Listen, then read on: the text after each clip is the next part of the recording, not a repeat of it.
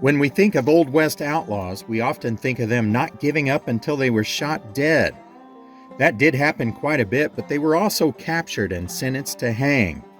Sometimes these outlaws were pleading for their lives, and other times they were requesting tobacco or something to drink. These historic figures are a reflection of the untamed lands they once roamed. A few of them have some witty last words that are quite interesting. Whether they are true or not, their legends live on. Black Jack Ketchum was a cowboy who later turned to robbing trains. This eventually caught up to him and he picked the wrong train conductor.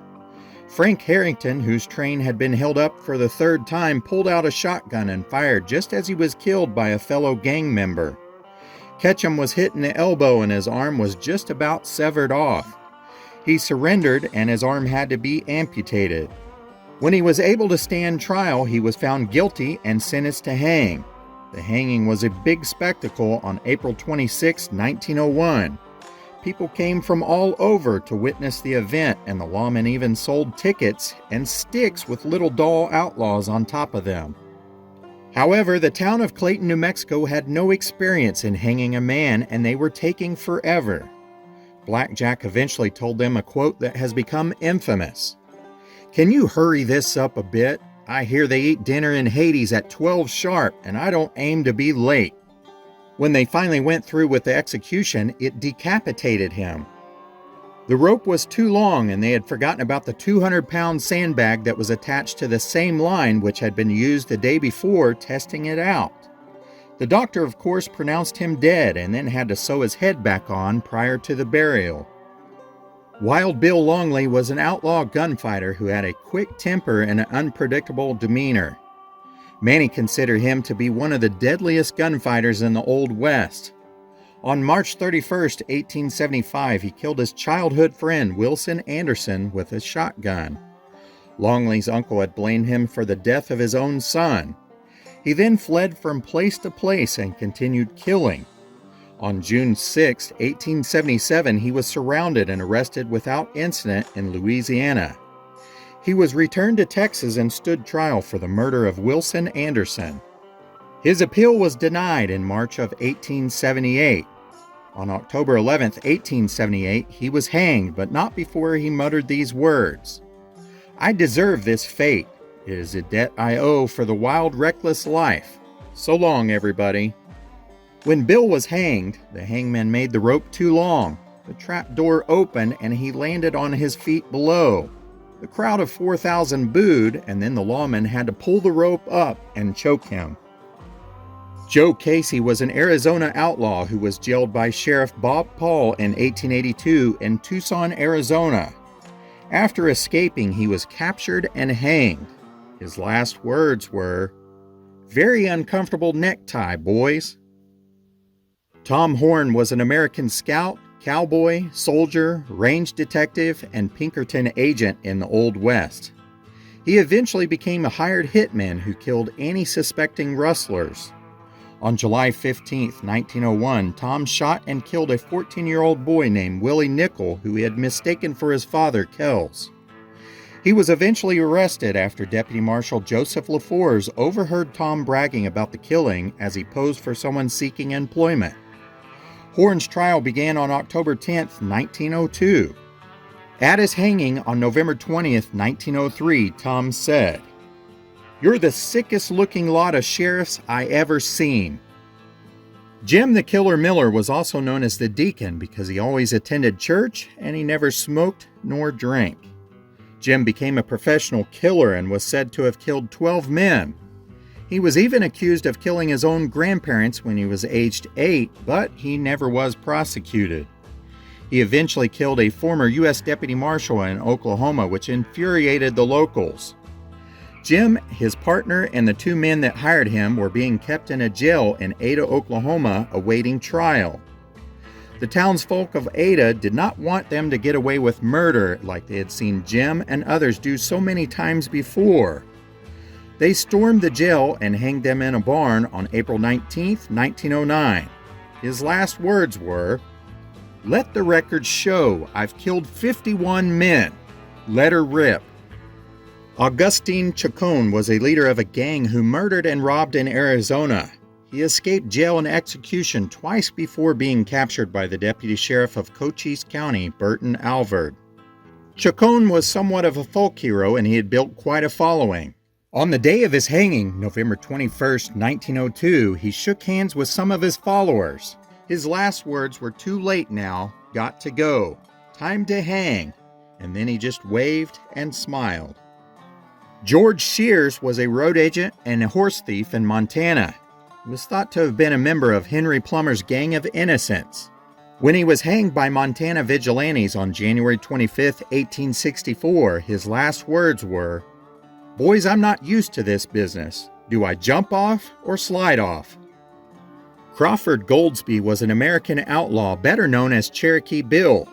His gang terrorized the Indian Territory for over 2 years. He was responsible for the murders of 8 men, including his brother-in-law. The hanging Judge Parker sentenced him to hang on March 17, 1896. It was set for 11 a.m., but it was delayed until 2 p.m. so his sister could see the hanging, and she was scheduled to arrive at 1. Just before 2 p.m., Goldsby was asked if he had any last words. He replied, "I came here to die, not make a speech." Sam Bass was a notorious outlaw who robbed trains. He was part of a gang who robbed a train of $60,000, which was equivalent to more than $1.5 million in today's money. Bass and his gang were scouting an area for a train robbery on July 20th, 1878 in Williamson County, Texas, when a deputy sheriff tried to get them to surrender their firearms. The deputy was shot and killed, and then a gunfight ensued. The gang left town, but Bass was found injured out in a pasture west of Round Rock. In fact, Bass called out to the posse that was in pursuit about to ride past him. "Hey, I'm over here. I'm Bass, the one you're looking for." He was taken into custody and died the next day on July 21st, 1878, which was his 27th birthday. His last words were reported as, "If a man knows anything, he ought to die with it in him." John Wesley Hardin was an outlaw gunfighter who killed his first man at the age of 15, which he claimed was self-defense. Most of his life he was running from the law until he was captured and sentenced at age 23 in 1878. Hardin claimed to have killed 42 men, but newspaper accounts of the time say that he killed 27 men. While serving a 24-year sentence, he studied law and became a lawyer. He was released from prison in 1894, and within a year he was shot and killed by an El Paso lawman named John Selman Jr. Hardin was sitting at a table in a saloon where he was playing dice. His last words were, "4 6s to beat." On a sunny, warm morning in Tombstone on March 8, 1884, Red Sample, Dan Dowd, Bill Delaney, Dan Kelly, and Tex Howard were about to hang in Arizona's largest mass hanging. During a robbery the previous December, they had shot and killed 4 citizens, including a pregnant woman. The boys waved to friends in the crowd, and Sheriff J.W. Ward asked if they had any last words. Dowd spoke up, "It's getting pretty hot, so you might as well get on with it." Then Tex Howard replied to his partner, "It's liable to be a whole lot hotter where we're going."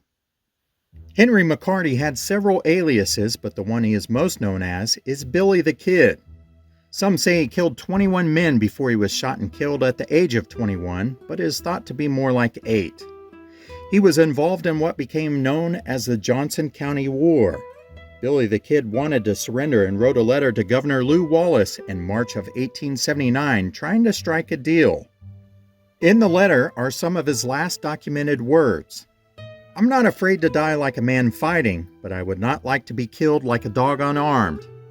Billy the Kid continues to play a cat-and-mouse game with law enforcement, but eventually Pat Garrett catches up with him in Fort Sumner, New Mexico during the night.